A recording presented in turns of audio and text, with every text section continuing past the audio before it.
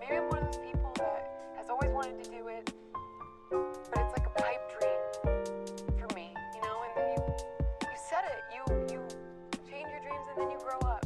Maybe I'm one of those people and I'm not supposed to. And I can go back to school and I can find something else that I'm supposed to do. Because I left to do that and it's been 6 years and I don't want to do it anymore.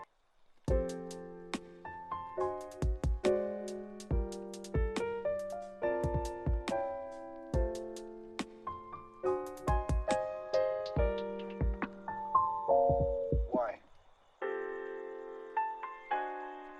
Why what? Why don't you want to do it anymore? Because they think it hurts a little bit too much.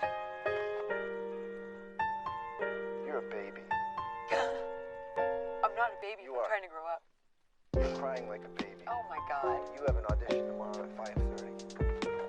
I'll be out front at 8 a.m. You'll be out front or not?